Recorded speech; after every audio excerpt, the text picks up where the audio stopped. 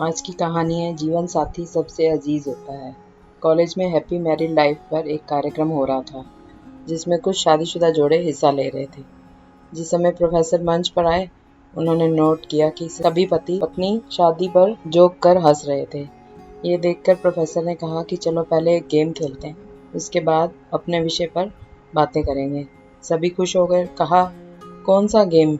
Professor ने एक married लड़की को खड़ा किया और कहा कि तुम ब्लैक बोर्ड पर ऐसे 25-30 लोगों के नाम लिखो जो तुम्हें सबसे अधिक प्यारे हों। लड़की ने पहले तो अपने परिवार के लोगों के नाम लिखे, फिर अपने सगे संबंधी, दोस्तों, पड़ोसी और सहकर्मियों के नाम लिख दिए। अब प्रोफेसर ने उसमें से कोई भी कम पसंद वाले 5 नाम मिटाने को कहा।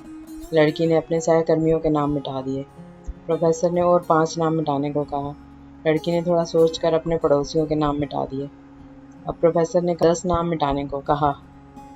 लड़की ने अपने सगे संबंधी और दोस्तों के नाम मिटा दिए।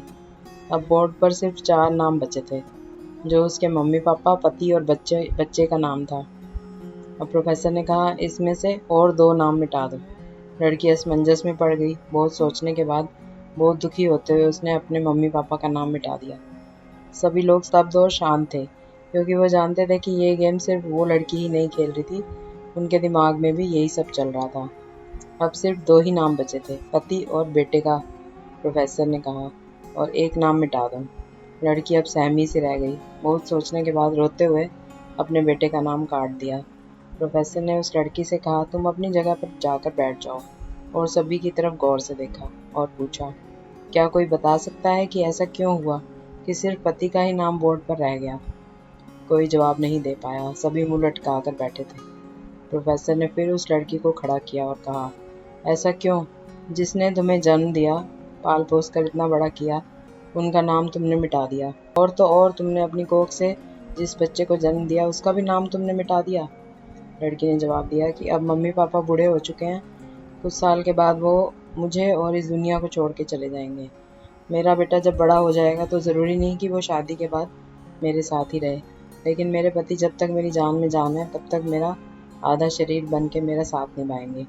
इसलिए मेरे लिए सबसे अजीज़ मेरे पति हैं। प्रोफेसर और बाकी स्टूडेंट ने तालियों की गूंज से उस लड़की को सलामी दी। प्रोफेसर ने कहा, तुमने बिल्कुल सही कहा कि तुम और सभी के बिना रह सकती हो, पर अपने आधे अंग अर्थात अपने पति के बिना नहीं रह सकती। मजाक मस्ती तक तो ठीक है, पर हर इंसान का अपना जीवन साथी ही उसको सबसे ज़्यादा अजीज़ होता है।